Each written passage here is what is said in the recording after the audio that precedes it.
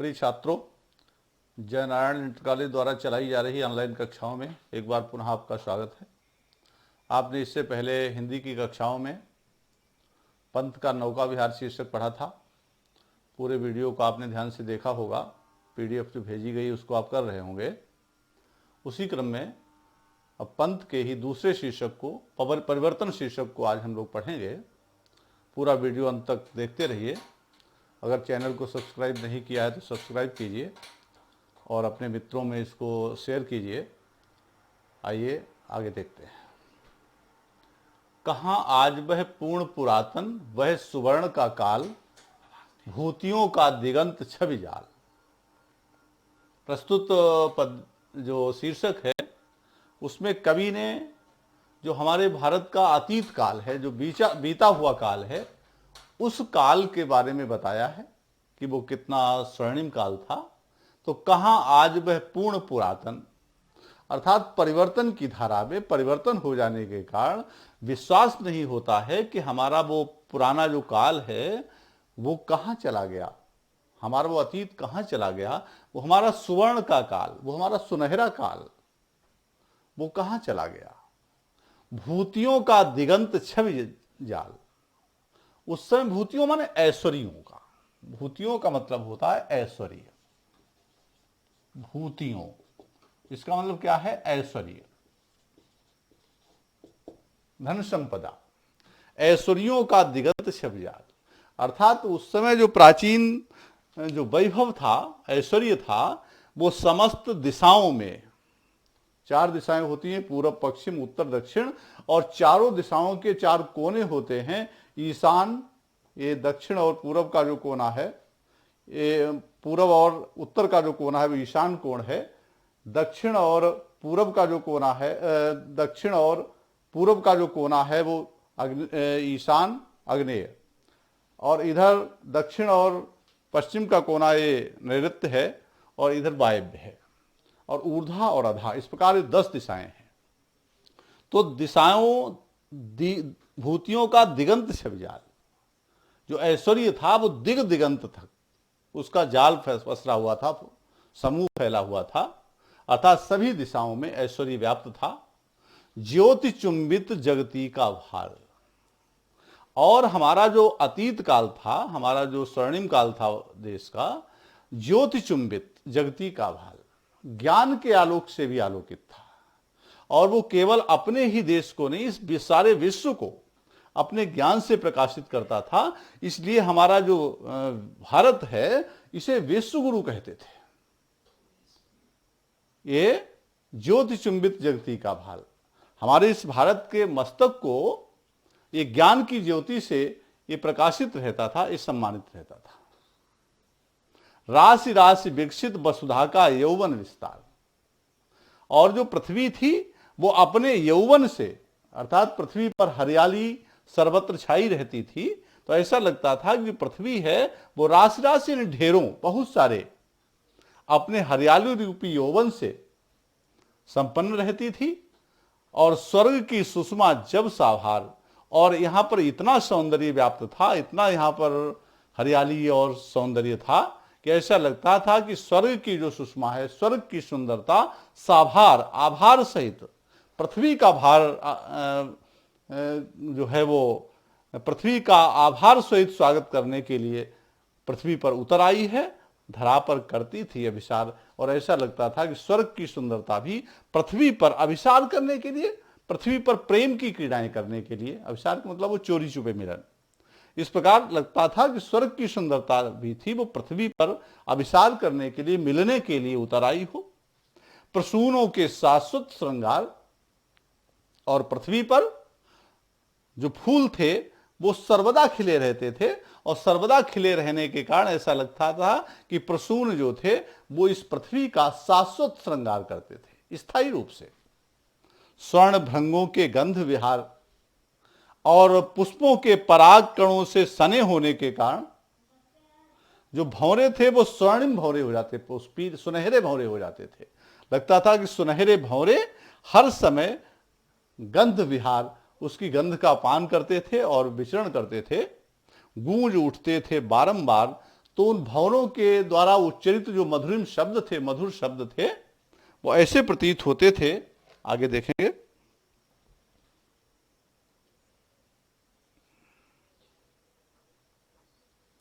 तो भंवरों के द्वारा उच्चरित जो उनकी गुनगुनाहट थी, वो शब्द ऐसे प्रतीत होते थे सृष्टि के प्रथमोद्गार, जैसे कि वो सृष्टि के प्रथम उद्गार हों। अर्थात सृष्टि के काल में, प्राचीन काल में तमाम वैदिक ऋषि ऋचाओं का उच्चारण करते थे, श्लोकों का उच्चारण करते थे, वेद मंत्रों का उच्चारण करते थे, तो वो भंवरों के स्वर ऐसे प्रतीत होते थे जैसे उस सृष्टि के प्रथम शब्द हों, प्रथम उच्चारण हो। नग्न सुंदरता थी सुकुमार, नग्न शब्द आ गया, नग्न मतलब उन्मुक्त, उन्मुक्त सौंदर्य सब जगह व्याप्त था। अर्थात सौंदर्य को छिपाने की कोई भावना उस समय नहीं थी। आजकल तो आदमी कुटिल हंसी हंसता है, लेकिन उस समय व्यक्ति मुक्त रूप से हंसता भी था, प्रसन्नता भी दिखाई देती थी, कोई छिपाव का भाव नहीं था। अये विश्व का स्वर्ण स्वप्न संस्कृति का प्रथम प्रभात, कवि कहता है कि जो विश्व का स्वर्ण स्वप्न, अर्थात जो सारे विश्व के, जो हमारा अतीत काल था, विश्व का स्वर्ण स्वप्न, यानी हर समय स्वर्णिम स्वप्न व्यक्ति देखता था। और जो संस्कृति का प्रथम प्रभात, उस समय ऐसा प्रतीत होता था कि वो सृष्टि का प्रथम प्रभात हो। सृष्टि के प्रथम प्रभात का मतलब इसमें हर समय व्यक्ति के मन में नव निर्माण की भावना थी, व्यक्ति नए नए स्वप्न देखता था। कहां वह सत्य वेद विख्यात, ये बताया गया है। हमारे विश्व में जो प्राचीन काल था, उसका जो प्रभात काल हुआ करता था, तो ऐसा लगता था सृष्टि का प्रथम प्रभात हो, व्यक्ति सुनहरे स्वप्न देखता था, नवनिर्माण के स्वप्न देखता था। आज वह हमारा जो अतीत काल का सत्य की भावना है, वो कहाँ चली गई? जो वेदों में विख्यात था, लोग सत्य का अन्वेषण करते थे, सत्य के बल पर चलते थे, वो सत्य परिवर्तन की दौड़ में दिखाई नहीं देता। दुरित दुख दैन्य थे जब ज्ञात, और हमारे उस प्राचीन काल में, हमारे उस अतीत काल में, स्वर्णिम अतीत काल में, लोग पापों से, दुखों से, दीनता से अपरिचित था।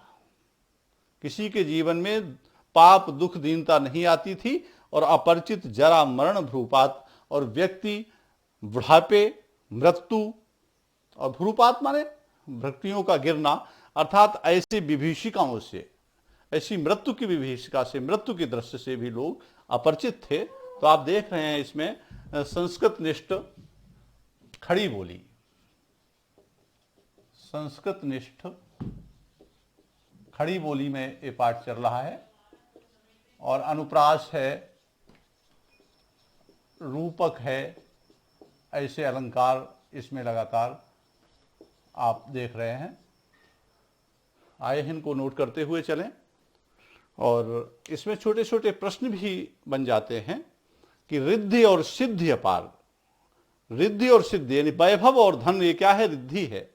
और सुख और संपन्नता क्या है? सिद्धि है। तो इसमें अगर आपसे प्रश्न बन जाए कि दुख और दीनता किस काल में दिखाई नहीं देते थे, तो आप देखते हैं दुख और धन्यता हमारे भारत के अतीत काल में दिखाई नहीं देते थे। छोटे छोटे प्रश्न भी इसमें बन जाते हैं। चलिए आगे दूसरा पद देखते हैं। अगला पद आइए देखते हैं। हाय सब मिथ्या बात। आजकल के समय में, परिवर्तन के दौर में ऐसा लगता है कि प्राचीन काल की सारी बातें झूठ थीं, यानी व्यक्ति का विश्वास नहीं होता है। आज तो सौरभ का मधुमास, शिशिर में भरता सूनी सांस। कवि कहता है कि आज जो सौरभ का मधुमास, अर्थात तो वसंत काल में जो पुष्प खिले रहते थे, जो सुगंधित वातावरण हुआ करता था, और वही बसंत आज ऐसा लगता है कि सुख के समय तो वही बसंत हमें सुगंध से युक्त तो ये सब दिखाई देता था, और एक ही क्षण के बाद जब दुख आ जाता है तो शिशिर में भरता सूनी सांस। जैसे मधुमास के बाद, बसंत के बाद जब शिशिर ऋतु आती है, तो वही पवन, वही जो प्रकृति है, ऐसा लगता है कि गहरी सांसें लेने लगती है, उसमें शून्यता आ जाती है। जैसे शिशिर ऋतु में ऐसा लगता है प्रकृति बिल्कुल ही सोई हुई सी है, बिल्कुल ही दुख से भरी हुई है। क्योंकि शिशिर ऋतु क्या करता है कि पतझड़ कर देता है, अभाव कर देता है। वही मधुरित की गुंजित डाल। बसंत के समय में जो डाल भंवरों से गुंजायमान रहती थी, फूलों से लदी हुई होती थी, जो अपने यौवन के भार से, जो अपने फूलों फलों पत्तियों के भार से जो झुकी रहती थी, अकिंचनता में निज तत्काल, वही डाल अकिंचनता में, निर्धनता में, पुष्प और पत्तों से रहित होने पर, शिशिर ऋतु उसको बिल्कुल पतझड़ कर देता है, तो वही डाल ऐसा लगता है कि निर्धनता में वो कांप उठती है, वो डरी हुई सी प्रतीत होती है और वो ऐसा अनुभव करती है जैसे कि ये जीवन भार बन गया है। उसी प्रकार जब मनुष्य सुख में होता है तो उसे ये सारी चीजें, सारा जो संसार है वो प्रसन्न संपदापूर्ण दिखाई देता है, और जिस समय व्यक्ति दुख में होता है तो दुख के समय उसे अपना जीवन भार रूप लगने लगता है। तो कवि ने यहाँ पर ये मानवीकरण भी किया है, हर चीज का मानवीकरण, प्रकृति का मानवीकरण किया है। और मानवीकरण क्या है? ये हमारे छायावाद की ये विशेषता है, प्रकृति का मानवीकरण। और ये मानवीकरण अलंकार भी है। इस चीज को थोड़ा सा समझते हुए चलिए, नोट करते हुए चलिए। इसके अगले पद में देखते हैं, निरंतर देखते रहिए। आज पावस नद के उद्गार, काल के बनते चिन्ह कराल, प्रातः का सोने का संसार, जला देती संध्या की जाल। आप देखते हैं कि एक समय होता है जब वर्षा काल होता है, तो वर्षा काल के समय पावस नद, वर्षाकालीन जो नदी नाले हैं वह उफनते हैं। तो ऐसा लगता है उनके हृदय से, उनके मन से उद्गार निकल रहे हैं, कोई बड़े ही मधुरिम शब्द निकल रहे हैं। उनके वो जो शब्द हैं जल के, उफनते हुए जल के, बड़े अच्छे लगते हैं। काल के बनते चिन्ह कराल, और एक समय जब समय परिवर्तन होता है तो कुछ समय के बाद वही जो पावस नदें, भरी हुई नदियां हैं, उफनती हुई नदियां हैं, वो खाली हो जाती हैं, और उनके धरातल में जो काल है वो अनेक कराल चिन्ह, कहीं पर कांटे हैं, कहीं पर बालू है, सूखी बालू है, कहीं पर झाड़ झंकाड़ है, कहीं पर झाऊ है, ऐसे अनेक चिन्ह वो काल छोड़ जाता है। ऐसे ही व्यक्ति के जीवन का सुख दुख का समय भी बदलता है। सुख के समय दृश्य अलग है और दुख के समय दृश्य अलग है। थोड़ी देर पहले दुख सुख, उसके बाद थोड़ी देर बाद सुख, ऐसा क्रम चलता है। प्रातः का सोने का संसार, जला देती संध्या की ज्वाल। प्रातः काल का जो स्वर्णिम संसार होता है, प्रातः काल के समय का वातावरण बड़ा स्वर्णिम होता है, जला देती संध्या की ज्वाल। और एक क्षण ही जब संध्या काल होता है तो संध्या की लाल लाल जो ज्वाला है वो प्रातः काल के स्वर्णिम संसार को, सुनहरे दृश्य को, वह ज्वाला जलाकर भस्म कर देती है।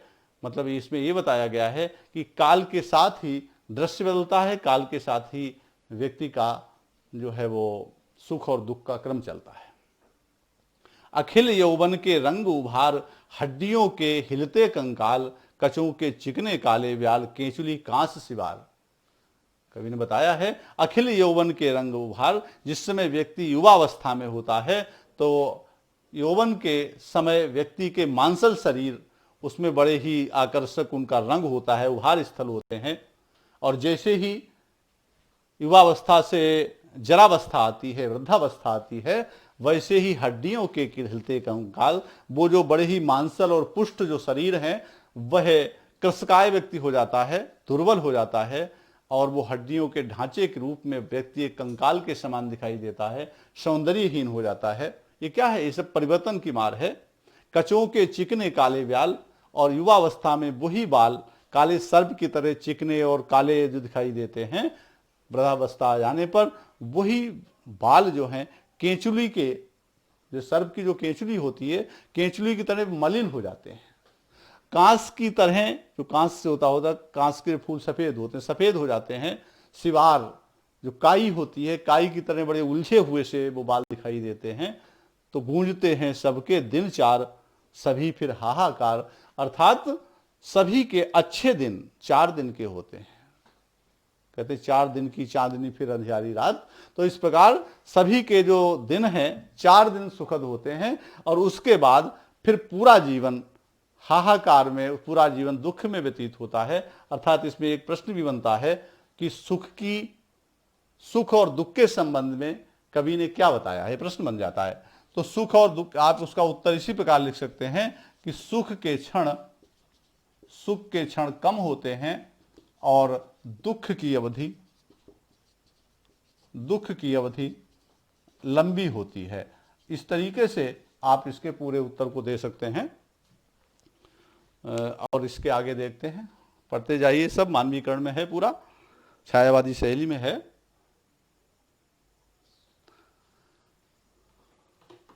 आज बचपन का कोमल गात, जरा का पीला पात। अब देखिए पूरे जीवन से जोड़ते हुए परिवर्तन को इन्होंने आगे बढ़ाया है कि आज बचपन का कोमल गात, व्यक्ति या कोई बच्चा जब शैशव काल में होता है, बचपन में होता है, उसका शरीर बड़ा कोमल, बहुत ही जो है सुकुमार उसका बदन होता है। जरा का पीला पात, और जिस समय वो बुढ़ापा आ जाता है तो वही बदन उसका पीला पड़ जाता है। जैसे कि आप देखते हैं कि जब प्रकृति में पहले लुभावने पत्ते होते हैं और जिस समय वो वृक्ष पुराना हो जाता है तो वो पीले पत्ते सौंदर्यहीन हो जाते हैं, वैसे ही अवस्था बदलने के साथ साथ व्यक्ति का सौंदर्य भी गिरता जाता है। 4 दिन सुखद चांदनी रात, अर्थात व्यक्ति के जीवन में सुख के थोड़े दिन होते हैं, चांदनी रातें बहुत कम होती हैं, और फिर अंधकार अज्ञात, और जो अंधकार यानी दुख का समय, अज्ञात पता नहीं कितना लंबा होगा, उसके बारे में कुछ नहीं कहा जा सकता। शिशिरसा झर नयनों का नीर, अब 7 शब्द आ गया। शिशिरसा, ये क्या है? शिशिरसा, तो शिशिरसा का मतलब सीसा, सारखे, सरिस, ये सब उपमावाचक शब्द हैं, तो इसमें उपमालंकार भी है। शिशिरसा झर नयनों का नीर, जैसे कि शिशिर काल में जो शिशिर ऋतु है उसमें ओस की बूंदें जो गिरती हैं, तो वो ओस की बूंदें जो हैं वो नेत्रों से निकलने वाले जो आंसू हैं, शिशिरसा झर नैनों का नीर, शिशिर काल में जो ओस की बूंदें गिरती हैं वो प्रकृति में जो पुष्प हैं, जो पत्ते हैं, उनको झुलसा देती हैं। उसी प्रकार दुख के समय निकलने वाले जो आंसू हैं, नेत्रों के आंसू, वो गालों रूपी फूलों को झुलसा देते हैं। अर्थात व्यक्ति के जो गाल रूपी जो फूल हैं, गालों का जो सौंदर्य है, वह उसी प्रकार नष्ट हो जाता है जैसे कि शिशिर ऋतु जो है, जब ओस की बूंदें गिराती है तो उसमें पाला होता है, तुषार होता है, वह प्रकृति के वातावरण को बिल्कुल ही झुलसा देता है। प्रणय का चुंबन छोड़ अधीर, और सुख के समय जो संयोगी लोग, प्रेमी लोग आपस में जो प्रेम करते हैं, आपस में एक दूसरे का चुंबन भी करते हैं, और जब दुख के समय आता है तो वही दुख के समय वही जो अधर हैं, जो एक दूसरे का चुंबन करने के लिए व्याकुल होते हैं, वही अधरों को भूल जाते हैं, प्रणय की भावना को भूल जाते हैं, अधरों को भूल जाते हैं, और उनका बिल्कुल ही मानस परिवर्तन हो जाता है। दुख के प्रगाढ़ दुख में वो अपने प्रेम के क्षणों को भूल जाते हैं। ऐसा यहाँ पर कवि ने वर्णन किया है। और आगे चलते हैं। मृदुल होठों का हिमजल हास, अर्थात जो कोमल ओष्ठ हैं, उन होठों का हिमजल हास, उनकी जो निश्चल मोहक हंसी, हिमजल हास, उनकी जो निश्चल जो मोहक हंसी है, वह संयोग के क्षणों में दिखाई देती है। और उड़ा जाता निःश्वास समीर, और जिस समय दुख आता है तो दुख के समय वो दुख जो है, दुख के समय जो है वो दुख रूपी जो वायु है वह उस मोहक हंसी को गायब कर देता है। जैसे कि जो प्रातः काल के समय जो ओस की बूंदें गिरती हैं, और ओस की बूंदें गिरने के बाद पवन का झोंका उसे थोड़ी देर में ही साफ कर देता है, उड़ा जाता है। सरल भौहों का सरदाकाश, और जिस समय व्यक्ति सामान्य अवस्था में होता है, प्रसन्न अवस्था में होता है, तो उसकी भ्रकुटियां जो होती हैं, उसकी जो भौहें हैं, वो इतनी ही सामान्य होती हैं, उनमें मुस्कान होती है शरद काल के आकाश की तरह, कोई मलिनता उनमें नहीं होती है, कोई उसमें संकीर्णता नहीं होती है। घेर लेते घन घिर गंभीर, और जिस समय दुख के क्षण आते हैं व्यक्ति चिंताग्रस्त हो जाता है, और वही जो शरद काल में शरद आकाश जिसमें निश्चल होता है, साफ होता है, वही जब चिंता आ जाती है तो चिंता दुख के समय परिवर्तन होने पर तो वही व्यक्ति को चारों ओर से गंभीर बादल के समान उसका मन घिर जाता है, और जैसे आकाश में तमाम बदली छा जाती हैं, आकाश का सौंदर्य नष्ट हो जाता है, ऐसे ही व्यक्ति के मन को वो गंभीर बादल घेर लेते हैं, उसका मन, उसकी दृष्टि, उसका मुखमंडल संकुचित हो जाता है। शून्य सांसों का विधुर वियोग छुड़ाता अधर मधुर संयोग। और जिस समय व्यक्ति दुख में होता है, विरह में होता है, तो शून्य सांसों का विधुर वियोग छुड़ाता अधर मधुर संयोग। व्यक्ति जब दुख में होता है तो अधर मधुर संयोग, तो संयोग काल में जो ओठों पर मधुरता होती है, होष्ठ एक दूसरे से मिलने का प्रयत्न करते हैं, वियोग अवस्था आ जाने पर वो ओठों का मधुर संयोग, वो श्वासों की जो उच्छ्वास है, श्वासों की जो अधिकता है, वह ओठों के अधर मधुर संयोग को भुला देता है वियोग, और व्यक्ति दुख में आ जाता है। मिलन के पल केवल दो चार, विरह के कल्प अपार। इसी प्रकार व्यक्ति के मिलने के क्षण, संयोग के क्षण कम होते हैं और विरह की अवधि अपार होती है, असीमित होती है, पता नहीं लगता वो कब तक विरह चलेगा। इस प्रकार कवि ने निरंतर सुख और दुख के क्रम को चक्रारवर्ती परिवर्तनते, चक्र के अरों की तरह दुख और सुख बदलता रहता है, इस सत्य को यहाँ पर कवि ने व्यक्त करने का प्रयत्न किया है। और आगे देखते हैं। अरे बे अपलग चार नयन, आठ आंसू रोते निरुपाय।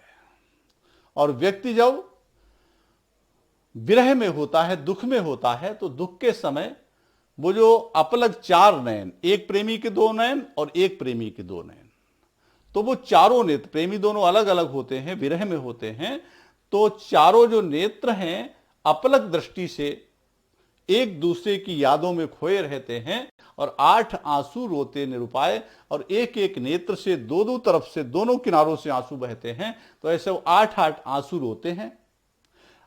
निरुपाय, उस समय उपायहीन होते हैं, उनके उस दुखों के निवारण का कोई उपाय उन्हें नहीं सूझता।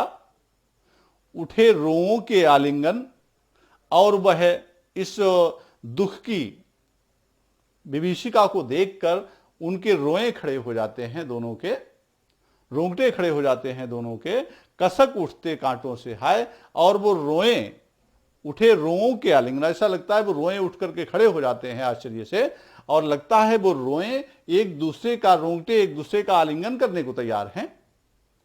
और कसक उठते कांटों से हाय, और वह वही रोए, ऐसा लगता है कि उनके हृदय में कांटे की तरह चुभते हैं, क्योंकि उनकी इच्छाएं जो है वो पूरी नहीं हो पाती, और वह जो उठे हुए जो रोए हैं, ऐसा लगता है कि वो शूल की तरह उनके हृदय में चुभते हैं। ऐसा इन्होंने एक दुख की विभीषिका को, विरह की विभीषिका को यहाँ पर बताने का प्रयत्न कवि ने किया है। आप छायावादी शैली में पाठ को पढ़ रहे हैं, प्रकृति का मानवीकरण है, सौंदर्य का चित्रण है, ऐसे विशेषताओं को देखते हुए चलें। किसी को सोने के सुख साज, मिल गया यदि ऋण भी कुछ आज। चुका लेता दुख कल ही ब्याज, काल को नहीं किसी की लाज। कवि कहता है कि अगर किसी को अनायास कोई सुख और साज प्राप्त हो गया है तो समझ लीजिए कि ये आपको कुछ ऋण मिल गया है।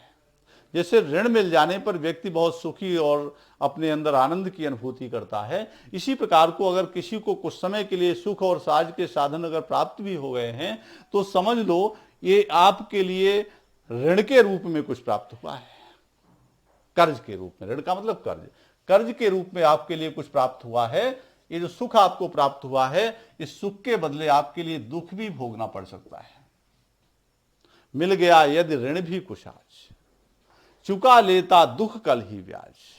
क्यों दुख क्या है? ये दुख एक महाजन है।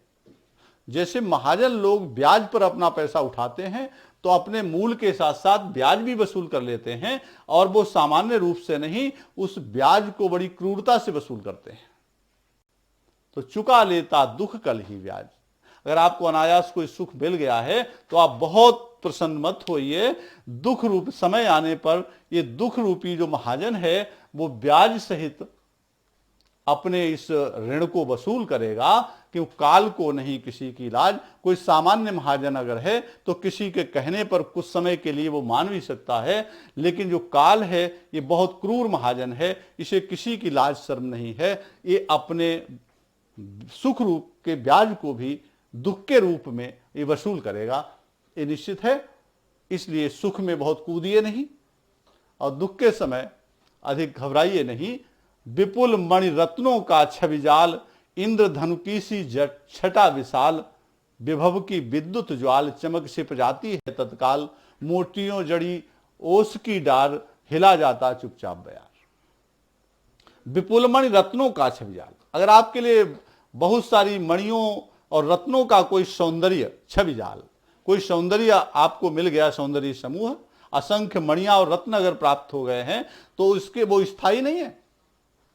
इंद्रधनु की सी छटा, जैसे इंद्रधनुष की चमक दिखाई देती है और छिप जाती है, तो विपुल मणियों और रत्नों का जो सौंदर्य जाल है ये क्षणिक है, इंद्रधनुष के समान, इंद्रधनु के समान छटिक, इंद्रधनु के समान क्षणिक,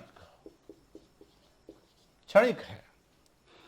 विभव की विद्युत ज्वाल, और जो वैभव है, धन ऐश्वर्य है, इसकी चमक भी विद्युत की ज्वाला की तरह है। जैसे बिजली चमकती है क्षण भर में और बंद हो जाती है, चमक छिप जाती है तत्काल, इसकी चमक भी थोड़ी देर के लिए होती है। मोतियों जड़ी ओस की डार, आप देखते हैं कभी कभी प्रातः काल में जो डालियां हैं वो ओस के बूंदों से बहुत चमकदार दिखाई देती हैं। हिला जाता चुपचाप बयार, थोड़ी देर के बाद जब वायु का झोंका आता है तो उन ओस की बूंदों को भी बहा ले जाता है। इस प्रकार ये सुख के क्षण, इस सौंदर्य स्थायी नहीं है, इस बात का सदैव ध्यान रखें, तो आपको बहुत उतावलापन सुख के समय भी नहीं आएगा। आगे देखें।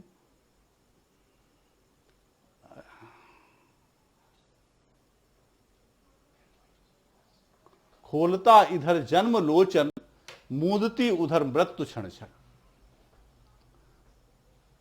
निरंतर परिवर्तन का चक्र चलता रहता है। एक तरफ आप देखते हैं व्यक्ति जन्म लेता है, खोलता इधर जन्म लोचन, जिस समय व्यक्ति, कोई भी शिशु जब जन्म लेता है तो परिवर्तन अपनी कोमल उंगलियों से उसके नेत्रों को खोल देता है। मूदती उधर मृत्यु क्षण क्षण, और जिस समय व्यक्ति का मरण होता है तो उसके आंखों को वही परिवर्तन अपने हाथों से बंद कर देता है उसी क्षण। अभी उत्सव और हास हुलास, थोड़ी समय देर पहले आप देखते हैं उत्सव हो रहे हैं, हास हुलास, व्यक्ति प्रसन्न है, और हुलास माने उल्लासमयी क्रीड़ाएं कर रहा है, उल्लासपूर्ण बड़े खेल कर रहा है, क्रियाएं कर रहा है, और उसी उल्लास के थोड़े समय के बाद अभी अवसाद, थोड़ी देर के बाद दुख आ जाता है, अश्रुपात होने लगता है, लोग आंसू बहाने लगते हैं, उच्छ्वास, गहरी गहरी सांसें लेने लगते हैं। अर्थात सुख के थोड़ी देर के बाद दुख की घड़ियां आ जाती हैं और व्यक्ति का वो सारा हास उल्लास, वो प्रसन्नता और उल्लास में जो क्रीड़ाएं हैं वो अवसाद में और दुख में बदल जाती हैं, आंसुओं में बदल जाती हैं। अचिरता देख जगत की आप, इस प्रकार संसार की अचिरता को देखकर, संसार की नश्वरता को देखकर, संसार की क्षणभंगुरता को देखकर शून्य भरता पवन भी दुखी हो जाता है, और शून्य भरता समीर निश्वास, जो वायु है वो शून्यांक को भर देता है। अर्थात जो वो भी दुख से भर जाता है। डालता पातों पर चुपचाप उसके आंसू नीलाकाश, और जिस समय वो दुख का समय आता है तो डालियों पर, पत्तों पर जो नीला आकाश है वो भी अपने ओस रूपी आंसू गिरा देता है। सिसक उठता समुद्र का मन, समुद्र भी इससे अछूता नहीं रह जाता, समुद्र भी रोने लगता है, सिसकने लगता है। सिहर उठते उड़गुन और नक्षत्र हैं वो भी कांपने लगते हैं। अर्थात परिवर्तन का जो प्रभाव है वो सभी नक्षत्रों में, समुद्र में, सारी प्रकृति में परिवर्तन का जो प्रभाव है वो दिखाई देता है। ऐसा कवि ने परिवर्तन को एक सबसे बड़ा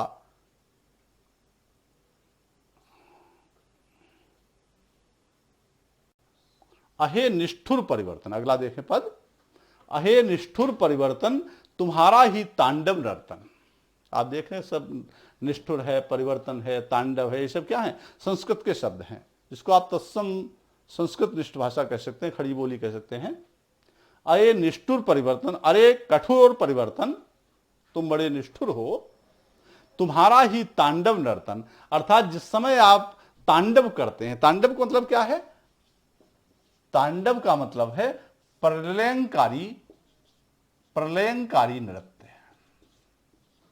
अर्थात जिस समय आप प्रलयंकारी नृत्य करते हैं तो ये सारा जो विश्व है उसमें उथल पुथल मच जाती है। विश्व का करुण विवर्तन, जब तुम तांडव नृत्य करते हो, जब तुम प्रलयंकारी अपना नृत्य करते हो तो विश्व का करुण विवर्तन, तो सारा जो विश्व है उसमें दुख में उथल पुथल मच जाती। विवर्तन एक प्रकार से बदला, विवर्तन माने उथल पुथल, एक करुणमय उथल पुथल मच जाती है। तुम्हारा ही नयनोन्मीलन, और जिस समय आप अपने नेत्रों को खोलते हैं तो सारे संसार में उत्थान, और जिस समय नेत्र को उन्मीलित करते हैं, बंद करते हैं, तो और सारे संसार में पतन शुरू हो जाता है। अर्थात तुम्हारे नेत्रों का खुलना और बंद होना ही इस संसार में उत्थान और पतन का क्रम उसके अनुसार चलता है। अहे बासुकी सहस्त्रपन, अरे हजार फनों वाले बासुकी। परिवर्तन को वासुकी नाग से तुलना की, हजार फन वाले नाग से परिवर्तन की तुलना की है कि अरे हजार फनों वाले वासुकी। लक्ष्य अलक्षित चरण तुम्हारे चिन्ह निरंतर। लक्ष्य अलक्षित, दिखाई देने वाले और ना दिखाई देने वाले तुम्हारे पैरों के निशान निरंतर गतिमान हैं, गति कर रहे हैं, लेकिन तुम्हारे चरण पृथ्वी के वक्ष स्थल पर तुम्हारे जो चरण हैं निरंतर गतिमान हैं, लेकिन वो अलक्षित, वो दिखाई नहीं देते। सर्प के पैरों की तरह सर्प चलता है लेकिन वो दिखाई नहीं देते। लेकिन ये निश्चित है कि सर्प जब चलता है तो उसमें एक पतली सी रेखा बनती हुई चली जाती है। इसी प्रकार हे वासुकी, हे सहस्त्र फनों वाले वासुकी परिवर्तन, आपके दिखाई ना पड़ने वाले जो चरण चिन्ह हैं वो निरंतर पृथ्वी के वक्ष स्थल पर अपने चिन्ह छोड़ रहे हैं। सतसत फेनोच्छ्वसित स्फीत फूतकार भयंकर, कहते हैं सतसत फेनोच्छ्वसित, झाग से जहरीले झाग से युक्त, फेनोच्छ्वसित जहरीले झाग से युक्त तुम्हारी जो भयंकर फुसकारें हैं, भयंकर जो फुसकारें हैं, बड़ी स्फीत माने घनी, सघन, तुम्हारी बहुत ही सघन जो भयंकर फुसकारें हैं, जब तुम फुसकारते हो झाग से भरे हुए अपने फनों के द्वारा, तो घुमा रहे हैं घनाकार।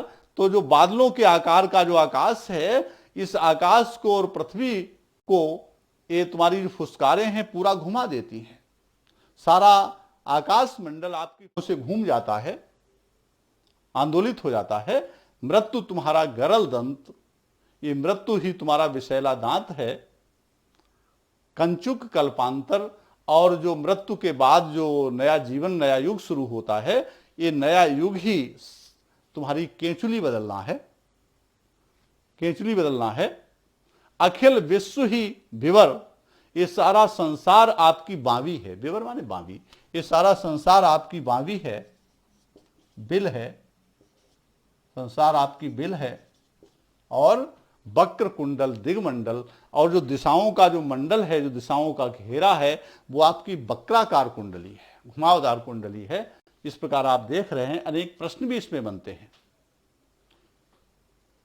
जैसे हमने आपको प्रश्न किया कि मृत्यु किसका गरल दंत है, तो आप इसमें उत्तर दे देंगे मृत्यु जो है वह परिवर्तन का ही विषैला दांत है। कंचुक कल्पांतर, कल्पांतर जब होता है तो कल्पांतर को किससे तुलना की है? सर्प की केंचुली से की है। सारे विश्व की बावी क्या है? अखिल विश्व ही विवर, सारे विश्व को क्या बताया है? सर्प की बिल के समान बताया है। सारे दिशाओं का घेरा क्या है? ये परिवर्तन की वक्राकार कुंडली है। ऐसे करके छोटे छोटे प्रश्न इसमें बनते चले जाएंगे और प्रश्न ही अधिक आते हैं। व्याख्या तो आपके 4 लाइनों की 2 लाइन की आएगी, उस व्याख्या को समझते हुए चलें। संस्कृतनिष्ठ खड़ी बोली में पूरा पाठ है, छायावादी शैली में है और मुक्त छंद में है। इसको आप देखते हुए चलिए। सारे वीडियो को आपने अंत तक देखा होगा। चैनल को सब्सक्राइब करें, अपने मित्रों में इसको शेयर करें। और जो आपके लिए पीडीएफ भेजी जाती है, पहले आपको परिचय भेजा जाता है, परिचय को आप करें। परिचय के पश्चात फिर एक प्रश्नावली की पीडीएफ भेजी जाती है, उस प्रश्नावली को नोट करें। और उसके बाद में जो लास्ट वीडियो होती है एक पाठ की, उसमें पद्यांश दिए होते हैं। पद्यांश में 5-5 प्रश्न होते हैं। उन प्रश्नों को इन प्रश्नावली के आधार पर और पढ़ाए गए वीडियो के आधार पर समझकर लिखें, क्योंकि प्रश्नावली में मॉडल स्वरूप कुछ प्रश्न होते हैं, उनमें से भी हिंट्स मिल जाएगी और कुछ आप इसके अर्थ को वीडियो से समझ करके नोट करें। पूरा आद्योपांत लिखते हुए चलें। और जितने भी बच्चे ऑनलाइन पढ़ रहे हैं वो कमेंट्स करके भी बताएं। धन्यवाद।